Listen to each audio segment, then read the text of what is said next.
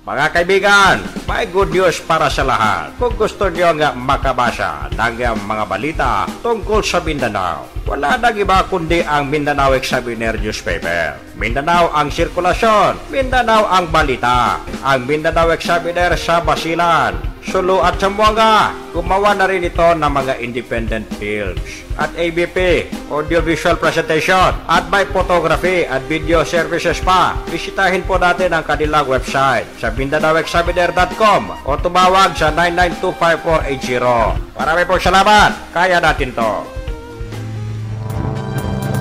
Alright, magandang hapon mga kaibigan. Welcome sa inyong programa, ang Radyo Mindanao. Sa maulan na araw ng Martes. Ponyo Balingko, Dalasinto, muli nagbabalik upang magbigay sa inyo ng mga iba't ibang balita. Good afternoon. Hello, howdy. Mayong hapon. Kaninyong tanan mga kaigsunan. May anabudta sa atong tulamonon ang Radyo Mindanao.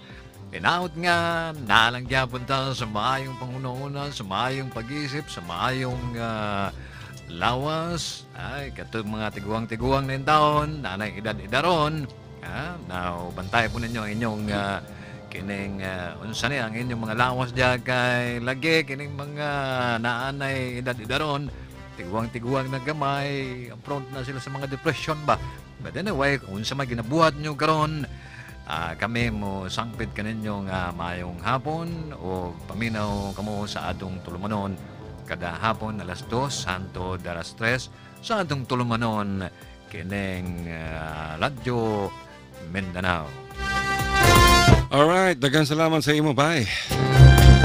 Kumusta mga kaibigan dyan sa Basilan, Sulu, Tawi-Tawi, sa Sabah, Malaysia, at syempre sa Central Mindanao, at kung saan ay marami nakikinig sa atin sa Davao Region, sa Magsuon ako, Zamboanga, Sibugay, Zamboanga del Sur, ug Zamboanga del Norte, 230. Yung mga ka-DDS, ay mga Davao Death Squad, mga mga Duterte diehard supporters, good afternoon sa inyong lahat. Makinig lamang kayo dito sa Radyo Mindanao. Itong broadcast na ito mga kaibigan ay mapapakinggan nyo rin sa MindanaoExaminer.com. Pumunta lamang kayo sa MindanaoExaminer.com at hanapin nyo ang opinion. At doon ay nakapost ang lahat ng programa ng Radyo Mindanao. Maraming salamat sa aming sponsor, ang Mindanao Examiner Regional Newspaper. Salamat sa inyo sa paggamit sa aming programa sa Radyo Mindanao. Kung kaya't malaki, malawak ang naabot ng programa ng Radyo Mindanao mga kaibigan sa buong mundo. Papakinggan to. Papakinggan ng mamayang Pilipino sa iba't ibang panig ng ating daigdig. Basta meron silang internet access, mapapakinggan nila ang programa ng taong bayan, ang programa ninyo, ang Radyo Mindanao. The best. Pero mga kaibigan, ako, kawawa naman. Sino? Sinibak ni Tatay Digong Duterte mga kaibigan. Si Interior Secretary Ismael Sueno, nako po, dahil sa alegasyon ng korupsyon. Grabe. Kita niyo mga kaibigan, walang sinasanto si Pangulong Duterte Arroyo. Sinibak niya si DILG Secretary Ismael Mike Sueno. Matapos naman nung ireklamo ng kanyang tatlong undersecretaries. Na di umano tumatanggap ng payola o tumanggap ng payola mula sa mga illegal gambling game financier. Pero may mga ulat na may kinalaman ito mga kaibigan sa pagbibili rin ng mga fire truck o fire engines mula Australia na nagkakahalaga ng 20 million. Wow! Woo! Samantalang mabibili lamang ang isang fire truck sa halagang 10 milyon. Ako po. Yan ang mga aligasyon mga kaibigan. Hindi natin kinukumpirma to. Ito ang ating napupulot na impormasyon. Ang tanging makukumpirma natin mga bisinos, mga kaibigan, ang pagsibak dito kay Secretary Sueno. Hindi pa malaman kung sino ang ipapalit sa kanya dahil yung mga politikong tumakbo noong nakaraang eleksyon hindi pa maaaring umupo. Although lumilitaw ang pangalan ni Bongbong Marcos, lumilitaw ang pangalan ni Francis Tolentino, lumilitaw ang pangalan ni former Governor Sakurtan bilang maaaring maging DILG Secretary. Wow! Pero alam niyo naman mga kaibigan, yung ban sa ganitong klaseng appointment kailangan after 1 year pa. Pwede makaupo yung mga politikong tumakbo. Who knows? Kung sino sa kanila o may iba pa ba? Ito yung mga napupulot natin sa mga impormasyon, bits and pieces of information. At ang tanging makakapagsabi nito ay si Tatay Digong kung sino ang kanyang pipiliin. Maaring wala kila Bongbong Marcos, maaring hindi si Francis Tolentino, maaring hindi si Governor Sakurtan, maaring iba. Maaring si Abdel si Brother. Di ba mga kaibigan? Marami. Ang laki pa naman ng departamento na yan. Oo, at saka ito talagang kaibigan to ni Pangulong Duterte. Kaibigan to dahil isa to sa mga aktibong nasa likod ng matagumpay na pagkakapanalo ni Pangulong Duterte sa eleksyon. Pero ang point dito mga kaibigan, walang sacred cows dito. Walang rito, walang palakasan. Unang sinibak itong si Peter Lavinia ng NIA. Dahil sa mga ganun din, sa aligasyon ng korupsyon.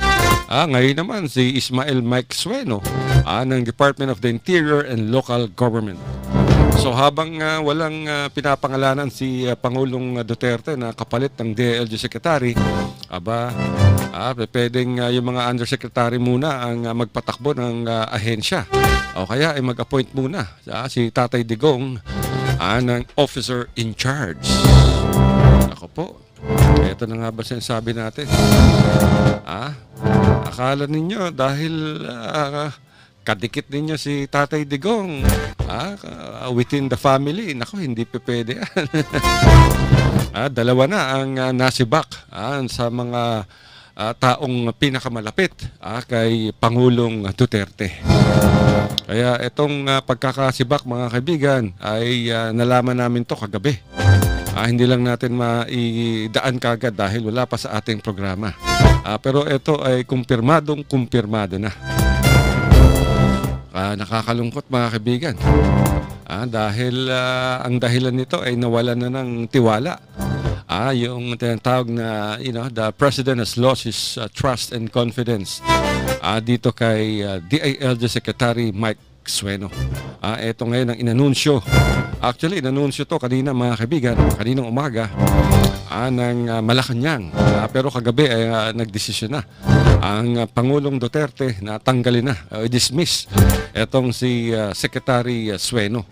At tinanggap naman to mga kaibigan buong buo nitong si DILG Secretary at sinasabing nasa Pangulong Duterte talaga yan.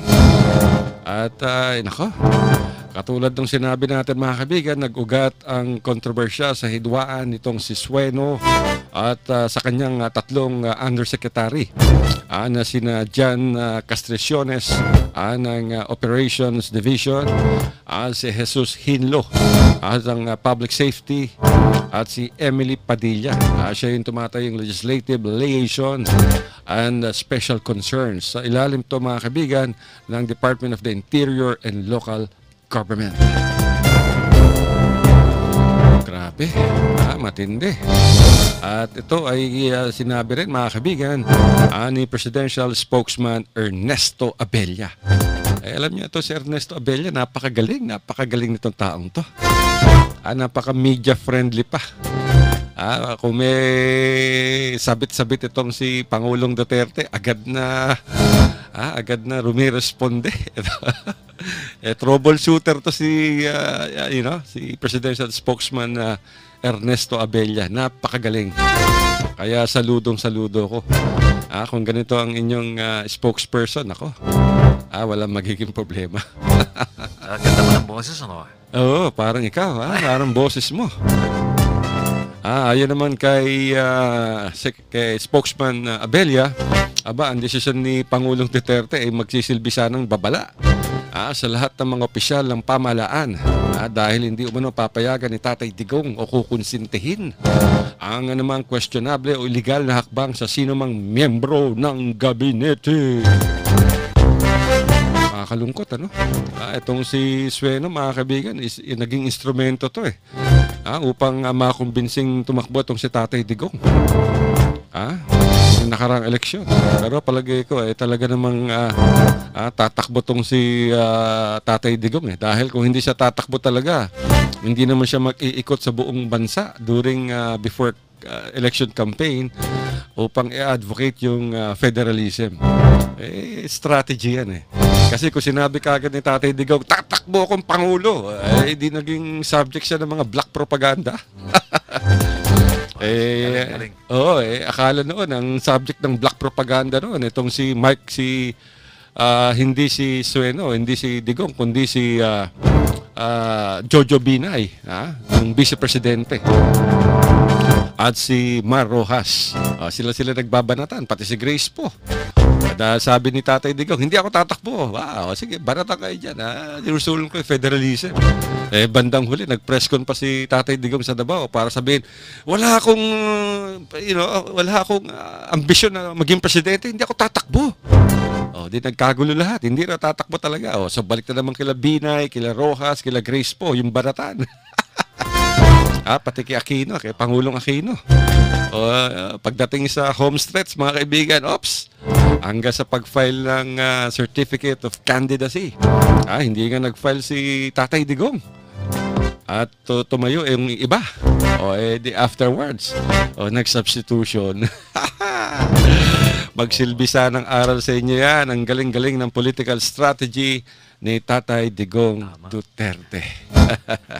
Tinuod bitaw ng mga kaigsunan, pero unsa man bisang pag walay panahon pa ni Erap ingon siya nga walang kamag-anak, walang kaibigan.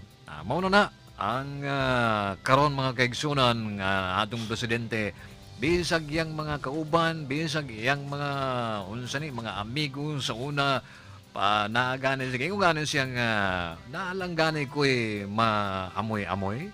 Naalangganay ko'y madungog-dungog ng naay katiwalian sa atong mga opisyal, sa atong kagamhanan.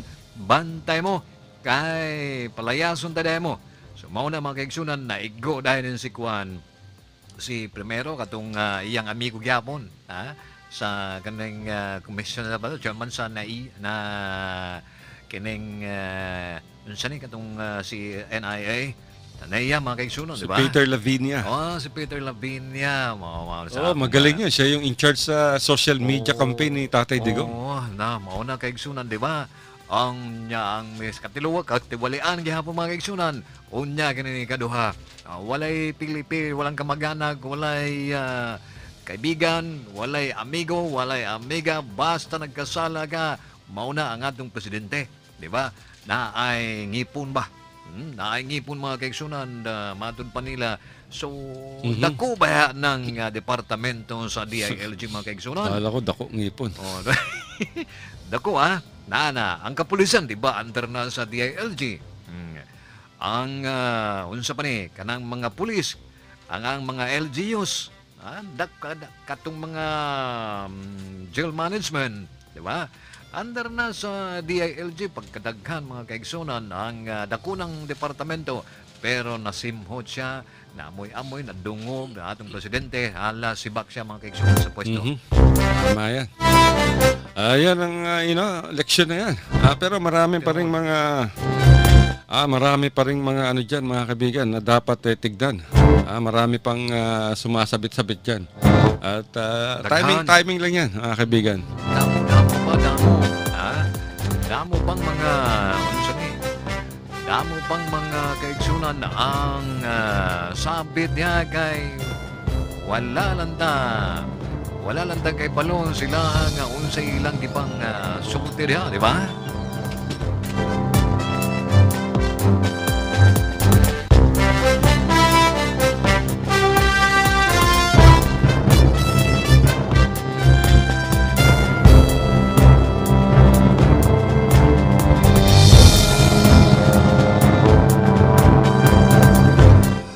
Mount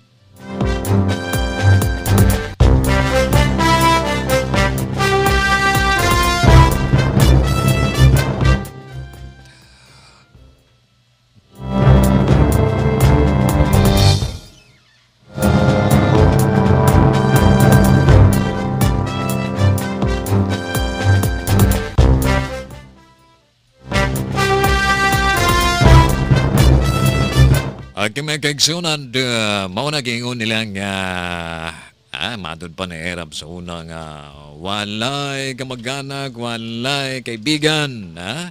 So mao na nang hitabo karon mga kaigsunan na sa man nahimo man sila katiwalaan sa gobyerno na ay mga corruption na ay panghut-hut diyan nasayod na tagi ingon na sa atong idol ang mga sala nga nabuhat ni DILG Secretary Sueno.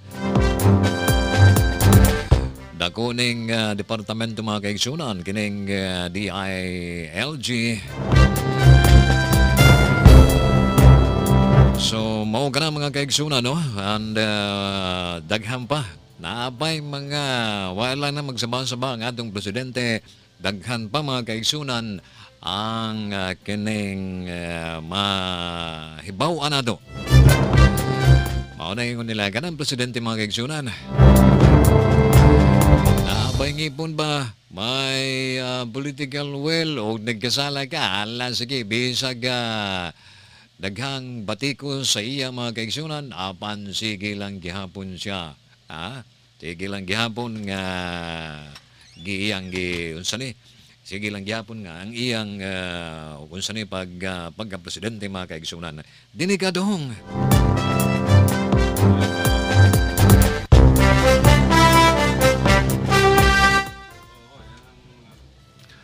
Yan ang problema. Kaya kailangan maging matino. Kung hindi ka magiging matino, talagang problema yan. Ayun na nga kaya yung sinasabi nila kung minsan nawawala na sa atin yung kahit madalas man pinag-aralan pero kumbaga sa nalalaman ko, naintindihan ko nung ako'y kabataan pa, nung ako'y bata man nag-aaral ng grade 1. Good manners and right conduct, wala sa panahon ngayon GMRC, elementary yan, di ba? Elementary yan Dapat magkaroon, parang sa ngayon yata, parang, meron pa kaya? Good manners and right conduct. Dapat ibalik natin yung mga ganun ba? Tama yan. Nawala na yung sinasabi nilang yung mga kaugalian ng mga Pinoy natin, yung mga... ngayon, ngayon, wala disiplina. Kahit mga motorista. Yun lang nga, wala wala talagang disiplina mga karamihan ng mga Pilipino ngayon. Tayo mismo gumagawa ng kasiraan sa ating sarili. Totoo yan. Pero pwede bang i-explain mo sa akin kung minsan ako naramdaman ko ngayon yung mga middle age na tao kung minsan nagkaroon tayo ng depression, di ba? Ano ba yung depression? Depression yun, lalo na pag wala kang pera, depressed ka. Kami dito sa studio, lahat kami dito may sakit na depression. Pambili ng gamot sa depression, wala kami. Ay, ang aming gamot dito, noodles, Maggi. Maggi sa umaga, Maggi sa tanghali, Maggi pa rin sa gabi. Puro instant mga kaibigan. Hindi naman. Hindi noodles yung sinasabi ko. Si Maggi, yung taga beer house dyan sa Governor Camis. Ay, dele, no. Paborito paborito ng aming technician, si Raymond Carandang. Pag sweldo, nagpupunta dyan May kinagkaasawa na to. Sino? Si Raymond. Asa na yung mga... Ewan ko si Ramil kung nagpupunta dyan.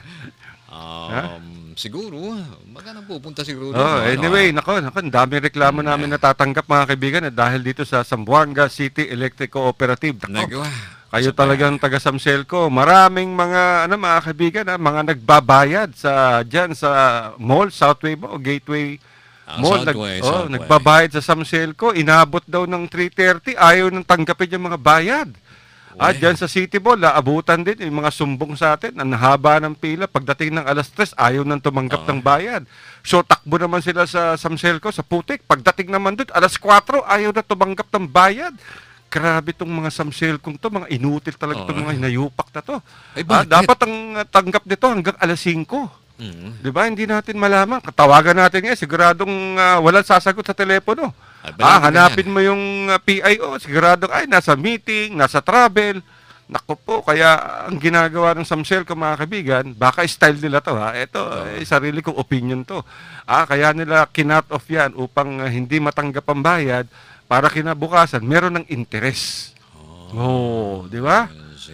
Kahapon last day nung bayaran. Kasi April 2 yung karamihan ng mga nasa billing nila. April 2, Sunday sarado. So, Monday. Imagine, hindi tinanggap. Wala pang alas 5.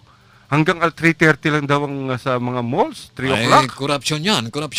Naku, ano kayang paliwanag dito ng Zamboanga City Electric Cooperative? Napakatindi naman nyo. Dapat basta mga deadline, last date ng pagbabayad, mag-overtime kayo hanggang 6:00, hanggang 7:00. Huwag yung paiksiin yung oras. Kasi dapat ang regular working hours is 8 to 5. Di ba? Ano naman yung mag-overtime kayo ng hanggang 7 o'clock. Sa mga mall, hanggang 6 o'clock para mabigyan ng pagkakataon yung ating mga cooperative members na magbayad ng kanilang billing. Para bang hindi tayong membro nila. Ang dadahilan dyan ng Samselco, sigurado ako. Bakit kasi kung kailan last day, saka kayo nagbabayad, nagpipila, wala na kayong pakialam doon kasi may mga trabaho yung mga tao. Tama yan. Di ba? Paano ngayon yan? Magdagdag kayo ng interest. Kaya itong Samselco, grabe kayo, madaming nagreklamo sa inyo. Tapos panay pa ang blackout nyo, unannounced blackout, nasisira ang aming mga computer dito sa studio. Samselco. Nakakagigil kayo. Hoy! Ano bang nangyari sa inyo diyan? Ang dami reklamo sa inyo ng mga tao namin. Mga mamaya, nagreklamo, nagpupunta rito sa studio, nagsusumbong kay Abdel. Nagsusumbong kay Raymond, nagsusumbong sa lahat. Nagte-text dito dahil sa ginagawa ninyong kapalpakan. Palpak na, dami nyo ng utang. Nako, lobo-lobo na, ganyan pa ginagawa ninyo. Tawagan ka natin. Hindi kayo makatao. Diba? Kung minsan tawagan natin yung Samselco. Sige, subukan mo nga Raymond, tawagan natin Samselco. Tawagan natin yung hanapin si Ferdi, yung PIO nila. O kaya yung manager si Ancheta. Sino makikipagpustahan, sasabihin niya, nagbi-meeting. 100, manalo ng 200. Sige. Kung hindi nagbi-meeting yan, sabihin ng mga taga Samselco, naku, wala po dito, nasa travel. O kaya nasa labas, out of office, wala po sa kanyang mesa. Sino makikipagpustahan? Aber? Di ba? Oo nga, kasi nasubukan na natin yan. Palagi natin tinatawagan yung Samselco. Pero, sir, kung minsan sumasagot po sila, sinasagot po nila, pero walang, kung minsan sinasagot nila, sir, wala po dito si manager, wala po dito si ganito, yung gusto nating makausap, no? And then, kung minsan naman, ring ang telepono, o kaya, di ba? Tignan natin, i-live natin yung ring ng telepono. Sige, i-live natin. Mga kaibigan. The number dialed is not yet in service. The number dialed is not yet in service. Kita niyo mga kaibigan? Naka-automatic na kagad. Nako, the number dialed is not yet in service. O kaya...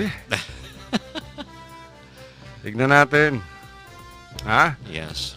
Si Ferdi, yung PIO. O kaya si Ancheta, yung manager. Tignan natin kung ano ang idadahilan nila kung bakit ang aga nagka-cut off ng Samselco sa Putik, sa malls, at sa City Mall, sa Gateway ba o sa Southway. Hindi dapat ganyan. Kasi yung mahalaga sa mamamayan, mga kaibigan, malaking bagay yung interest. Ilang porsyento yan? Malaki. Buti sana kung maliit, di ba? Tignan natin kung anong nangyayari. Yes, habang kinukonta ngayon mga kaibigan ang samsal ko para malaman din natin bakit ganun ang ginawa nila na dumating po doon sa ayun. Ano sabi? Nasa field. Sabi ko sa inyo eh. Nasa meeting, nasa field, nasa travel, wala sa mesa. Makuryente sana yung mga bumbunan ninyo. Okay, babalik po ang ating Radio Mindanao pagkalipas po ng mga ilang paalala. Mga kaibigan, may good news para sa lahat. Kung gusto nyo nga makabasa ng mga balita tungkol sa Mindanao, wala nang iba kundi ang Mindanao Examiner newspaper. Mindanao ang sirkulasyon, Mindanao ang balita. Ang Mindanao Examiner sa Basilan, Sulu at Zamboanga. Gumawa na rin ito ng mga independent films at ABP, audiovisual presentation, at may photography at video services pa. Bisitahin po natin ang kanilang website sa MindanaoExaminer.com o tumawag sa 9925480. Marami pong salamat. Kaya natin to. RPN Radio Philippines Network. Radyo Ronda. Duplex Zamboanga. Kapisanan ng mga broadcaster ng Pilipinas. Okay, ang oras po natin mga kaibigan ay ganap ng 2:30 ng hapon. Tuloy-tuloy pa rin po tayo sa ating palatuntunan ang Radio Mindanao. Mga kaibigan, marami pong nagreklamo sa samsel ko kung minsan biglang patay, biglang brownout.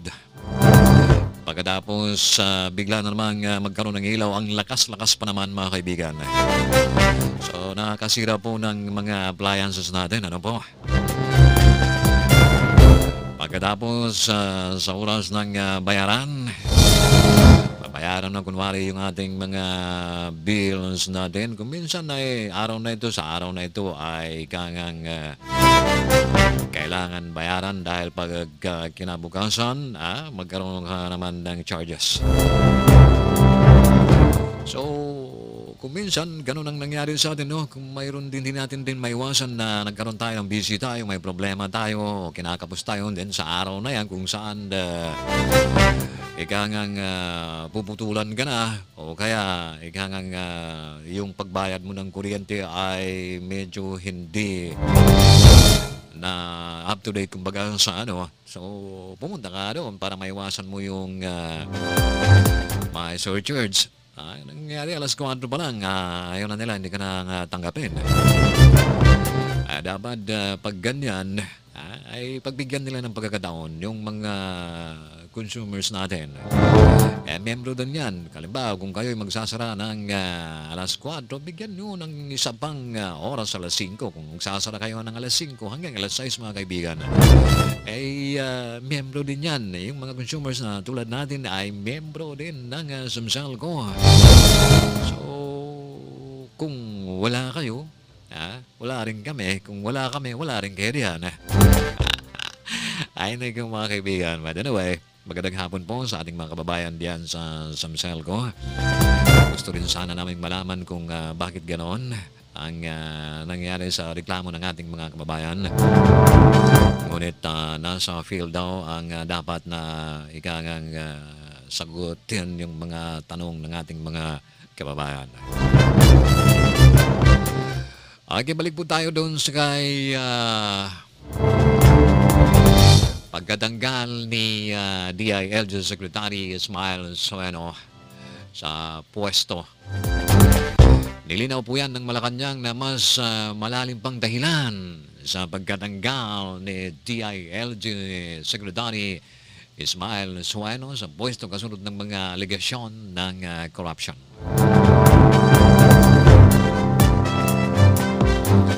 Sinabi po ni Presidential Spokesman Ernesto Avella ang desisyon ni Pangulong Duterte ay hindi lamang bungsod ng confidential memo ng 3 undersecretaries na nakalaban ni Sueno. Ayon kay Abella, nagsagawa ng sariling investigasyon si Pangulong Duterte at huwag daw kalimutang siya ay isang abogado.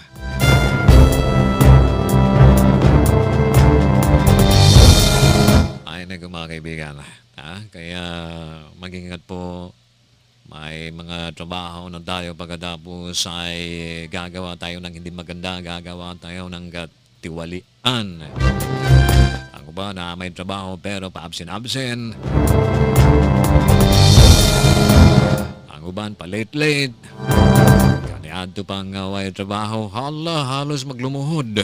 Halos maglumuhod sa bossing. Sir, tagay kong trabaho, sir. Nanay akong trabaho, sir. O niya, nanay, taga nagtrabaho, kay Maloy lagi. Hay, sige kamsen. Sige, dagag rason, ni nani, ana. O niya, naango ba niya, nanay trabaho, hala, sige, pangawat. Sige, pangurakot. Ay, kaluin taon sa Ginoo, hala. Sige, bak mga kaigsunan.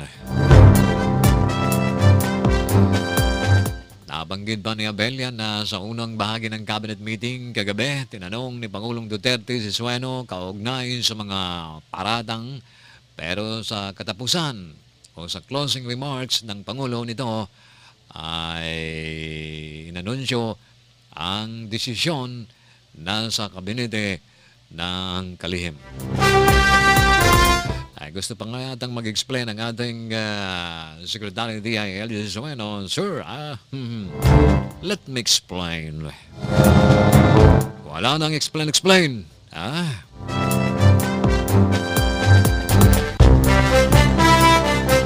Pasensya ka na.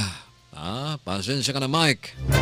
Si Mike Sueno, mga kaibigan. Pasensya ka na, Mike. Although kaibigan kita, pero ikaw ay nagkasala. Iyan na ang aking desisyon.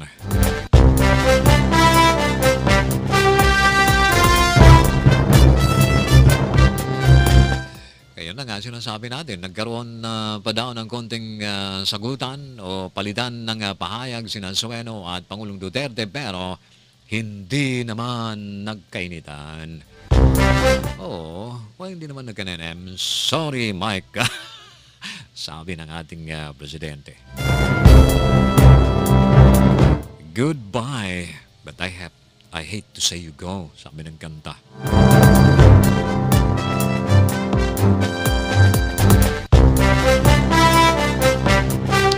Although hindi rin naidada na detalye ni Abella kung ano ang sinasabing malalim pa na dahilan, yun sana gusto nating malaman. Ano ba ang dahilan? Yung sinasabi nilang malalim na dahilan para mawala si Sueno sa gabinete na hindi umano sa isang taon. Nakatulong, malaking tulong ito si Secretary DILG Sueno, mga kaibigan, kay Duterte panahon ng siya yatang isa sa doon na nagkumbinse na tatakbo ang ating presidente. Pero kahit na kaibigan, pag ikaw ay nagkasala, goodbye.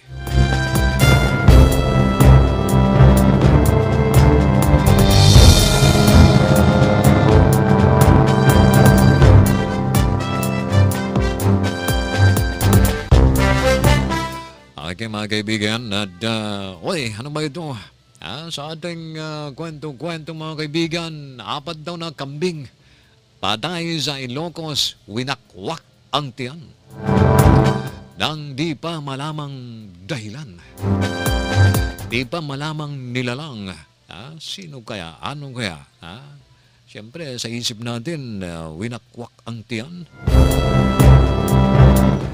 Kinsa na, di ba? Wakwak tingali, aswang tingali.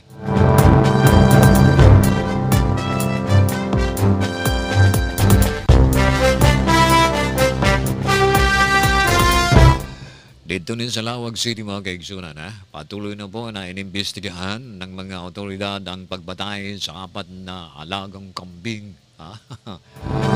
Diyan sa barangay, dito sa Ilocos del Norte, mga kaigsunan.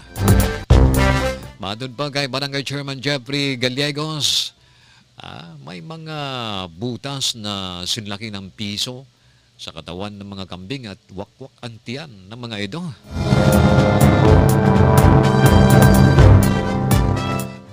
Ano kaya? Sino kayang gumawa nito?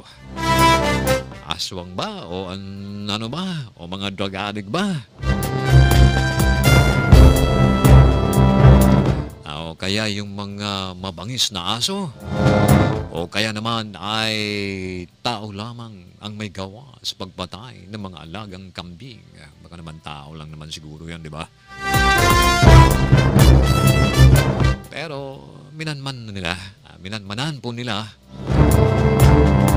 ng mga sinasabi ng mga residente na may yata silang nakita na ito ang mabangis na aso.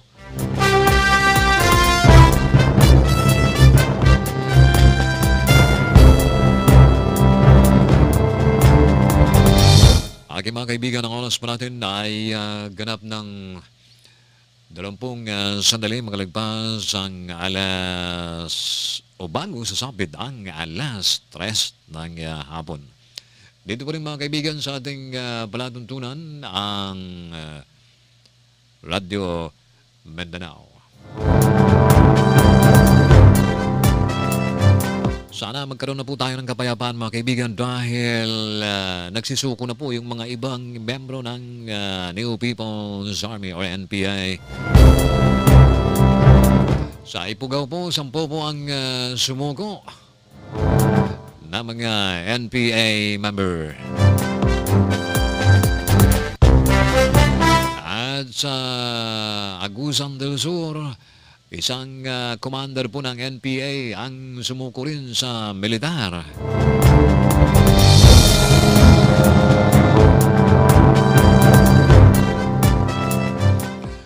Yun na nga mga kaibigan, at kaysa patuloy po tayo na nakikipaglaban dyan sa kabundukan na ating mga kababayan dito naman sa babae naghihikahos sa maraming problema. Ating mga kababayan, hindi na po sila makapagtanim na maganda din sa bukid na nandiriyan po kayo. Hindi na makapag-aral ang mga anak ng mga kababayan po natin dahil sa takot sa inyo.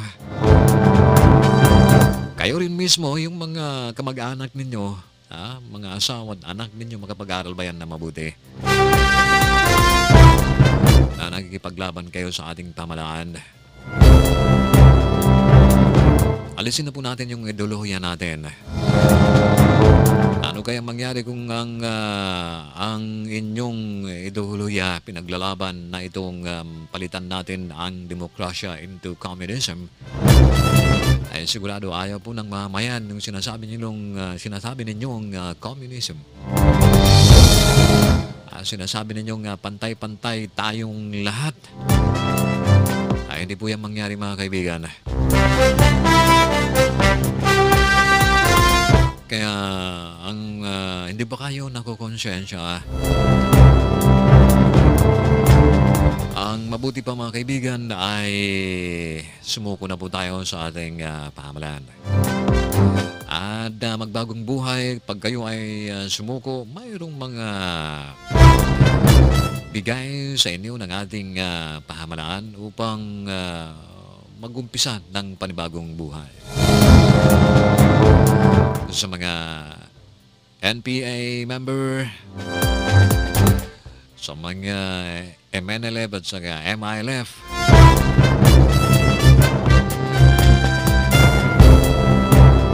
sabagay ang MILF at sa MNLF ay mayroon silang kasunduan ngayon ng ating pamahalaan. Sana ay magkaintindihan na sila.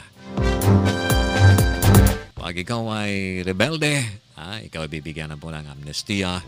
Pwede po kayong sumuko. Pero pag ikaw ay bandido, itong mga busaya, mga kidnappers ay walang amnestiya po yan sapagkat sila po ay mga terorista.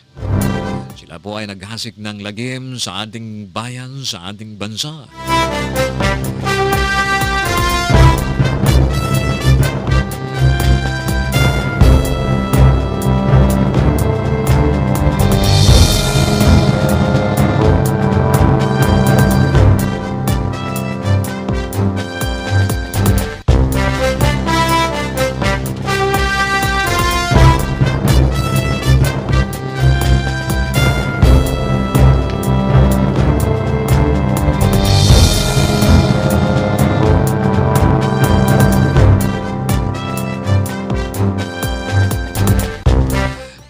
kaibigan, ang oras po natin ay 15 sandali na lamang po bago sasapit ang alas 3 ng hapon.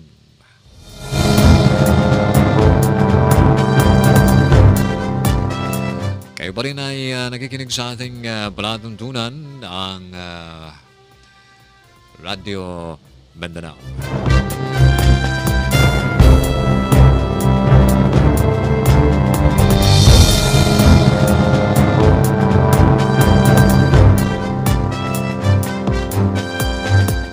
Bayan mga kaibigan, kwento-kwento naman natin. Tingnan muna natin dito sa ating balita. Ay, nagawa. Now, hindi nyo ba alam mga kaibigan, dami pong mga mamayan po natin ay kang medyo nagkaroon po ng mga depression. Depression. At nagbabala po ang World Health Organization na tungkol po dito sa depression mga kaibigan. May mga 3 milyong mga mamayan sa buong mundo ay nagkaroon po ng depression.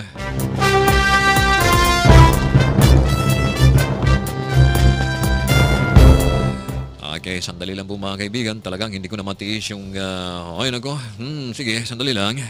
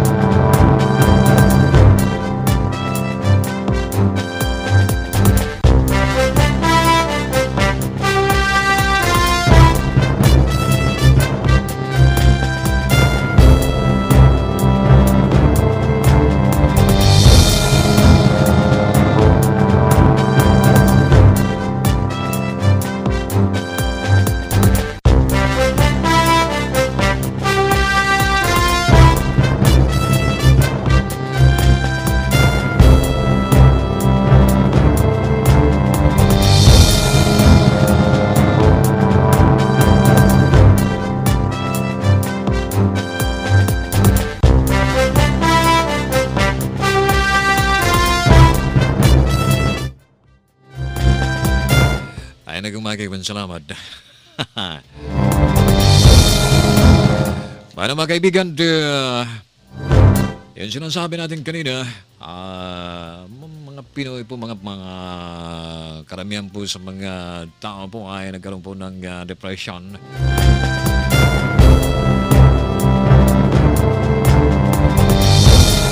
And 18% po ang increase sa loob ng for the last 10 years. Sa ngayon daw mga kaibigan, more than 300 million people suffering from depression kahit saan sulok man ng mundo. Ang rason po ay siyempre ang pag-increase ng population po natin. Siyempre, pagdami po ng mga tao, pagdami ng mga nakakatanda.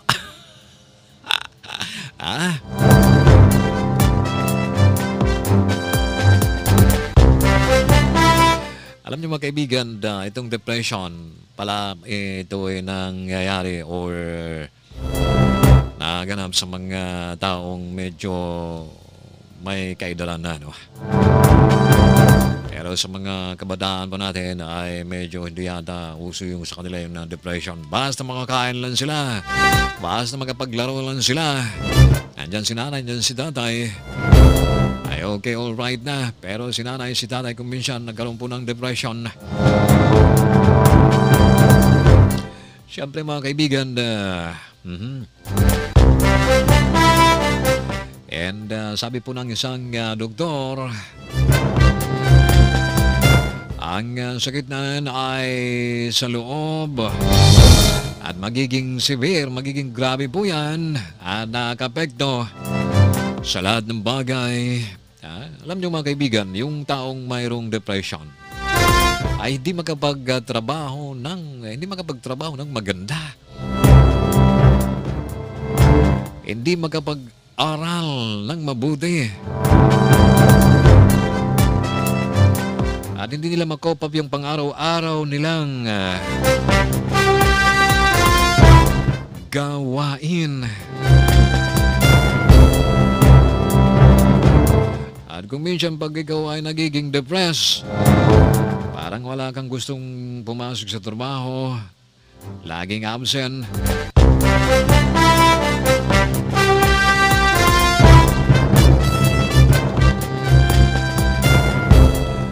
Hindi kung nasa trabaho man, hindi makapagtrabaho ng maigi.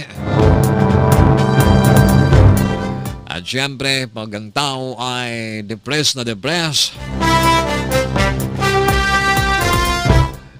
wala nang maisip na maganda, kung minsan ay mag-suicide, magbigti, magbaril ng sarili. Hindi naman lahat ng nag-suicide ay sanhi ng depression. Pero isa na riyan yung may isa na rin yung depression. Hindi naman sinasabi natin ng depression ay kangang leading factor para mag-suicide ang isang tao. May mga ibang dahilan din naman siguro, di ba? Pero kalimitan mga kaibigan, itong may kunting depression siya. Depressed siguro, di ba? Pero hindi naman lahat ng bagay ay sanhi ng depression. Pero kalimitan mga kaibigan, nadidepress yung tao kaya kung minsan mag-suicide na lang, buti pa. Wala hapon para matapos ng problema. Ay, naku mga kaibigan.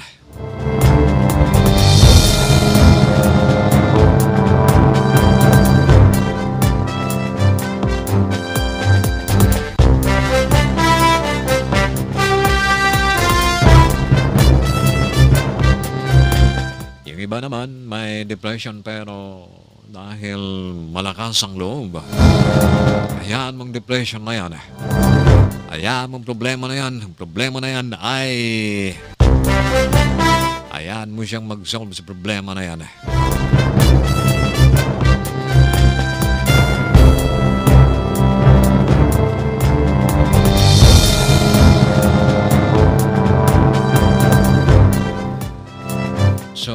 Kung may mga depression man tayo mga kaibigan, di ba?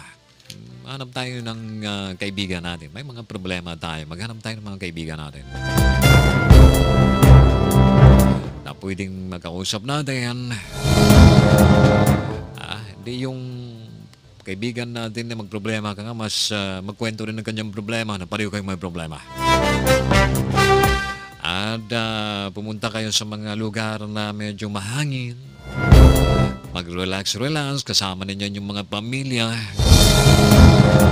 Diba? Ayan. So, kumbaga sa mag-usap tayo. Let's talk. Sabihin ninyo, anong problema ninyo? Okay. Iwasan po natin yung depression, of course. Kailangan magdasal po tayo. Pwede natin kalimutan ang ating Diyos.